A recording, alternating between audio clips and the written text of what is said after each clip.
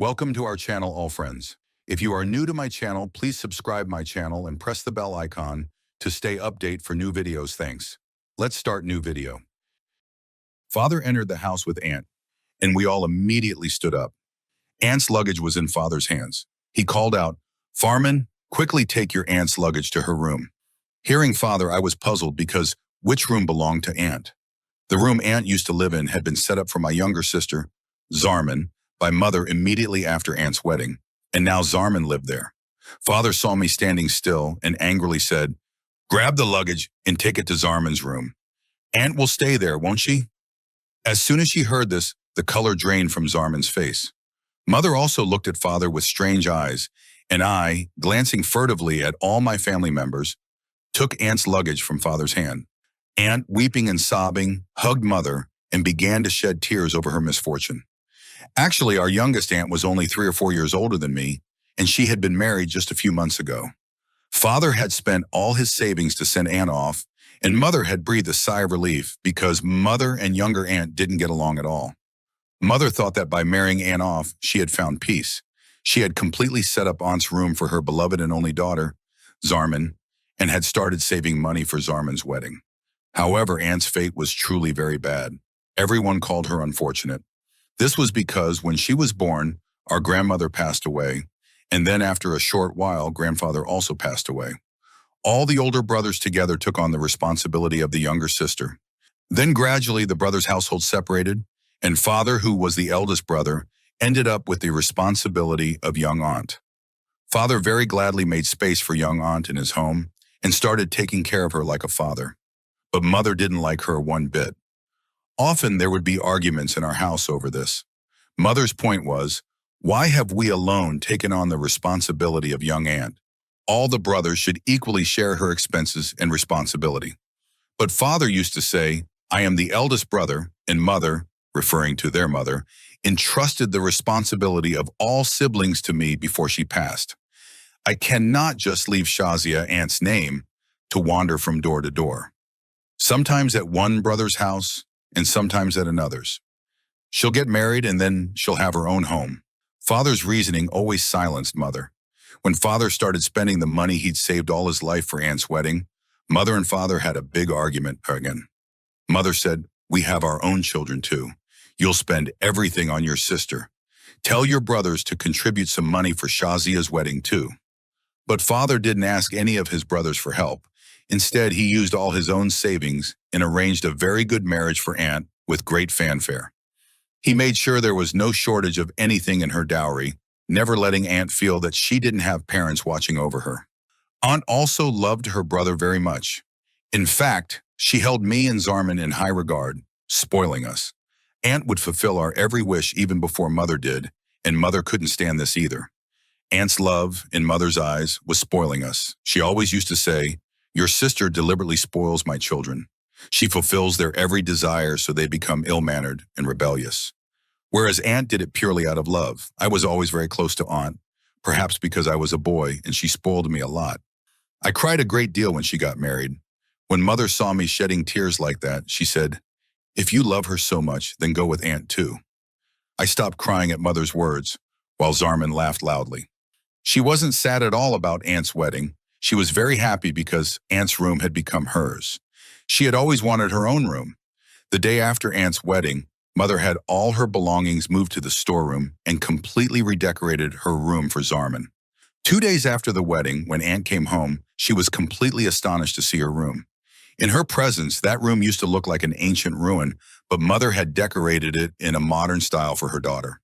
For some reason, a wistful look appeared in Aunt's eyes, as if she had always wanted all this for herself too. I asked Aunt, "Are you upset that Mother gave your room to Zarman?" Aunt smiled and shook her head in denial, saying, "No, son, I've left now, haven't I? So this room was useless anyway. It's good that Zarman got it. She always wanted her own room." Aunt lovingly caressed my head and hugged me tightly, and I felt a great sense of belonging with Aunt. Aunt lovingly embraced both of us, spent some time with us, and then left. After she was gone, Mother called her affection a pretense. Mother thought that Aunt's heart must have burned with envy upon seeing her room, but she didn't want to admit it. My opinion, however, was that if Aunt felt bad, It was justified because Mother hadn't even waited 2 days and had completely transformed the room from head to toe. While Aunt was there, her room was completely colorless, with old, peeling paint making it look ugly. But now Mother had painted it entirely pink. The same Mother who cried about financial difficulties during Aunt's wedding spent so much money on Zarman's room that everyone was astonished.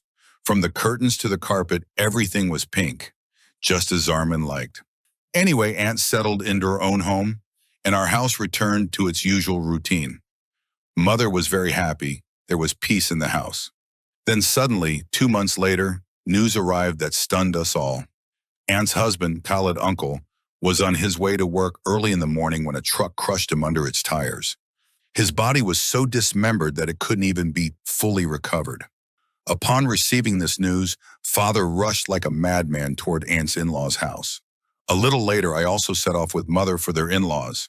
But throughout the journey, I was completely astonished by Mother's words. Mother was cursing Aunt, saying, "She's so inauspicious. She devoured her parents when she was born, and now after marriage, she swallowed her young, healthy husband. Now she'll come back to our house, and my life will become miserable again." I had never imagined Mother's heart could be so stone cold. Mother had no sympathy for Aunt whatsoever. Instead, she was worried that Aunt would return to our house despite Father having spent so much money on her wedding. Anyway, when we reached Aunt's in-laws' house, there was a huge outcry. Everyone was shedding tears. It was a young death, a sudden shock that was unbearable for anyone. When I reached Aunt, her condition was terrible. She hugged me, weeping while Mother deliberately beat her chest, saying, "Our Shazia is so unfortunate. Her mother died when she was born, and now, look, just 2 months after her marriage, her husband has also passed away." Mother's words brought an immediate silence to the gathering, and everyone looked at Aunt with strange eyes. What wasn't in anyone's mind before was now etched there by Mother's outburst. Now, everyone was saying that Shazia was indeed unlucky, that her presence wasn't auspicious, which was why her husband had passed away. Mother's behavior upset me greatly. She should have at least considered that this wasn't the occasion for such talk. Fortunately, Aunt's in-laws were good people. They clearly stated that Aunt would complete her Adat, waiting period, in their home. They wanted to take care of her during those days. Mother had no desire to bring Aunt back anyway, so Mother quietly took me and returned home. Father, however, had tried to bring Aunt with him, but Aunt herself refused, saying she didn't want to come just yet. To witness the fate of a woman whose husband is separated from her forever just 2 months after her marriage, who is draped in the shroud of widowhood, I understood her pain deeply by looking at Aunt. I don't know whose evil eye had struck Aunt's smiling face. That face, which after many years had finally appeared cheerful after her marriage, had withered again.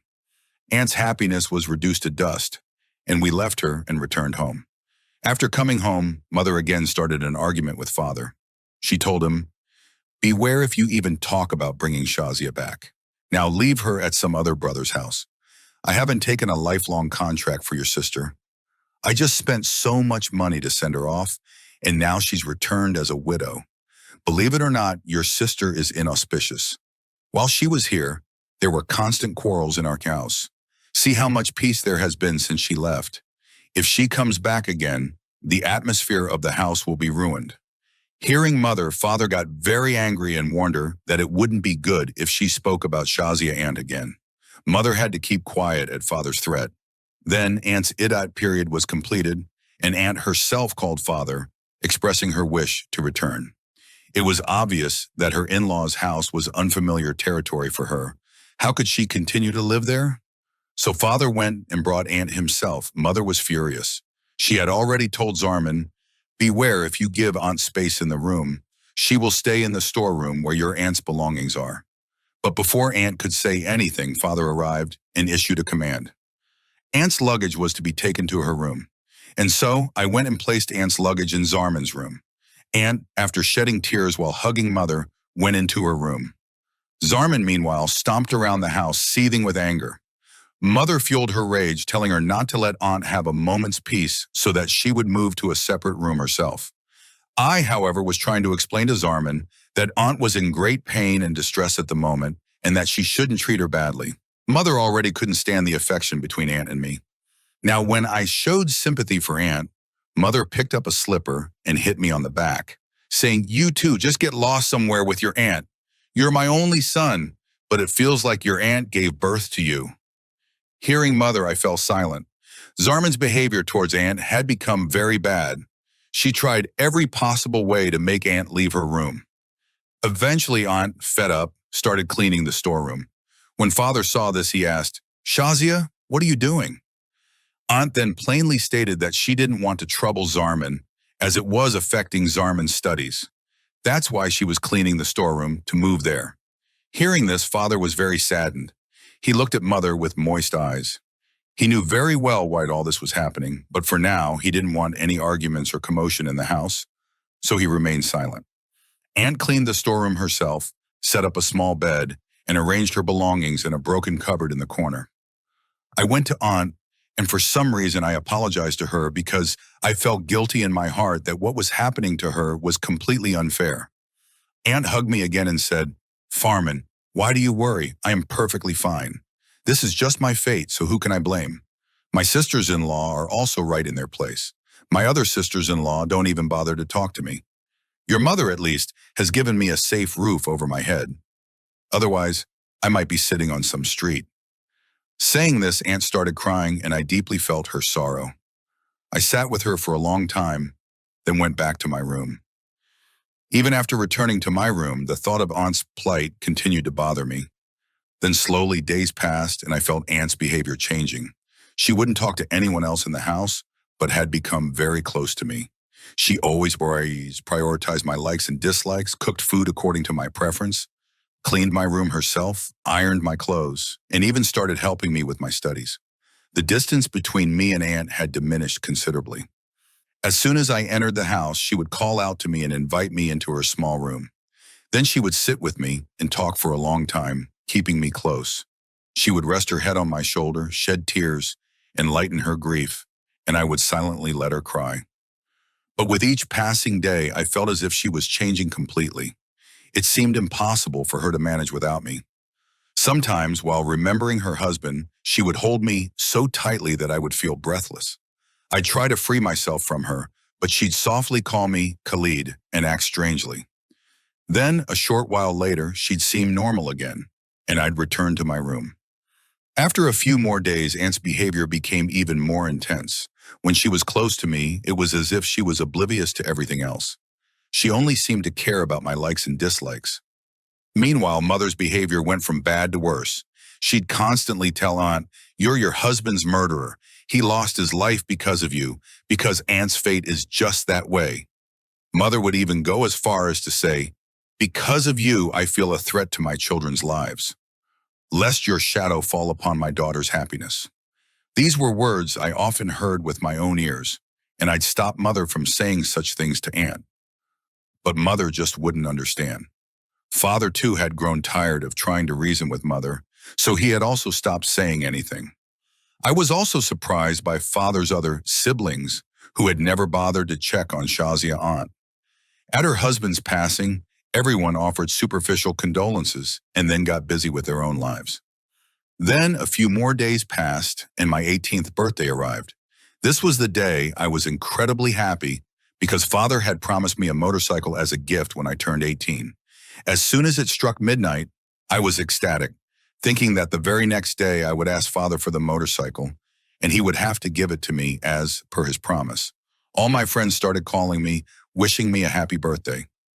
Just then there was a knock at my room door. I opened the door and was surprised to see Aunt standing there, holding a large box. But the real reason for my surprise was her appearance. Aunt was wearing a deep red sari, its small blouse accentuating her beauty. Her long hair was open and disheveled, and she had heavy makeup on her face. It had been a long time since I had seen her so dressed up, especially not since she became a widow. I had never even seen her in dark-colored clothes since then. She entered the room humming "Happy Birthday," and I snapped out of my thoughts. Then it occurred to me that she remembered my birthday. No one in this house had ever remembered my birthday before. Father didn't like celebrating birthdays, and he wouldn't allow any such festivities in the house. That's why I never expected anyone from my family to come wish me a happy birthday. But Aunt not only remembered my birthday, but had also fully dressed up and come into my room. She then placed the gift, came close to me, and hugged me tightly. Kissing me, she said, "Happy birthday, Khalid." I was utterly startled to hear the name Khalid from Aunt's mouth. I gently said, "Aunt, I'm not Khalid, I'm Farman." But Aunt seemed to not hear a word I said. She kissed my forehead, then my cheeks, and then, putting my hands to her eyes, she said, "I prepared this gift for you with my own hands, just like you gave me a gift on my birthday after we were married." Aunt's manner was as if she wasn't addressing me, but her husband. Then, holding my hand, she led me to sit on the bed with her and started acting strangely. Her demeanor made me anxious. I immediately pulled back, but she grabbed my arm again and said, "Khalid, I've been missing you for so long. Don't leave me now. Always stay with me." Saying this, she would sometimes cry and sometimes laugh. Her expressions and emotions were beyond my comprehension. Before I could try to compose her, the room door opened and Mother came in. She had probably stepped out of her room for some reason and had come to my room after seeing the light on. But seeing Aunt sitting close to me, she was aghast. She immediately cried out in anger, "Shazia, what is this behavior? Look at your appearance. How long has it been since you became a widow and you're wearing this red sari? And what are you doing in Farman's room and at this hour of the night?" Mother's sudden outcry brought Father rushing in. He too was looking at Aunt in astonishment as she shook her head in denial, saying, "I haven't come to Farman, I've come to Khalid." Aunt grabbed my hand and then said, "Tell her you're my Khalid. Tell Mother, say that you're alive, that nothing happened to you because of me, that I'm not inauspicious, and that you haven't left me. Tell her, Khalid." Aunt was clutching my collar and shaking me, and I, with tears in my eyes, watched Aunt's state as she seemed like a deranged patient at that moment. I grabbed Aunt and said, "Aunt, compose yourself. What's happened to you?" But she seemed to be completely out of her senses, repeatedly uttering the same words. "Khalid, tell everyone I'm not inauspicious. I didn't kill my mother. Nothing happened to you because of me. You're with me. You're here with me. Why don't you tell these people it's not my fault?" She kept saying all of this at once, then fainted and slumped into my arms. I carefully laid her on the bed. Father immediately called the doctor, and Mother just stood there, stunned. A short while later, the doctor arrived. She examined Aunt and then suggested, "You should take her to a psychiatrist because she is very mentally disturbed. It seems she sees her husband, and that too in Farman's form. I think she's developed psychological issues. She's suffering from loneliness or isolation, or perhaps people's behavior has pushed her to a point where she can't control herself." The doctor wrote down some medicines and also handed them an address for a psychiatrist before leaving. Aunt was still unconscious. The doctor had said she would regain consciousness on her own with time. But after the doctor left, Father grabbed Mother's hand and dragged her into their room. I also ran after them, fearing he might raise his hand at Mother. Father made Mother sit on the bed and yelled furiously, "Aren't you ashamed? Day and night constantly, you've tortured my sister so much that she's reached this state. What was her sin? Only that she didn't have her parents' protection? And I fulfilled my duty as an elder brother. What if you had understood her sorrow and embraced her, but instead you called her inauspicious, bringing her to the state where she can't even compose herself? Just think, my sister has no parents, and none of her siblings even ask after her. If I also throw her out of this house, where will she go? We have only one daughter, God forbid. What if such a time ever comes upon her? Have you thought about what would happen?" Hearing Father's words, Mother's heart trembled. She suddenly shrieked, "Why do you say such things, Farman's father? God forbid such a thing happens to my daughter." Father then said, "When it comes to your own daughter, your heart aches. Think my sister had so many brothers, yet no one cared for her. Our Zarman only has Farman. If tomorrow Farman's wife also behaves the same way with Zarman, will your heart be able to bear it? Tell me, can you bear all this?" Mother shook her head in denial, weeping. Then Father sat beside Mother. "Why don't you understand, Sakina? My sister is very innocent. She has served you her entire life, raised your children, and cared for your children more than you have. But you never saw her goodness. Instead, you always tried to find fault even in her good deeds. Today, when she is drowned in a deep sea of sorrow, you are still tormenting her instead of supporting her. Have you thought about what you will answer to Allah for how you treated an orphan girl? What if one of her curses or a sigh affects our children? You say, don't you, that I alone have taken on the responsibility for Shazia, because I feel blessed that Allah has given me this opportunity. You haven't seen the state of my other brothers' homes. None of them are happy. Some are troubled by scarcity of livelihood, while others face issues with their children. They are all enduring great difficulties in their lives. But look at our home. We are living such a peaceful life. Allah has given us children. My job is good. The household runs smoothly. And along with you, my children have also received the love of their aunt. But you never try to understand all this. I cannot keep my sister with you any longer and drive her insane. That's why I have decided that I will rent a separate house and move my sister there. I will also keep visiting her there so she doesn't feel lonely. Hearing father's words, mother's heart softened. She wept and said, there's no need to do all this. I will take care of Shazia. I realize now that I was wrong. Then the very next day, mother herself took Aunt to the psychiatrist. Aunt's treatment began. Along with starting to care for her, mother also improved her behavior toward her. Zarman also began to look after her. Zarman gave her space in her tomb. When everyone made space for Aunt in their hearts, her condition started to improve significantly. She began to laugh and speak again, returning to life. And then, after a short while, a very good family proposed for Aunt. Father once again began preparing for Aunt's wedding, and this time mother also supported him, because now mother no longer saw her as an enemy, but as a member of her own family, her own child. That's why mother's heart had also been cleansed. Sometimes, a few of our words can completely devastate people's mental state. We ruin their lives with our attitudes. When doing so, we should think 1,000 times about what we will answer to God afterwards.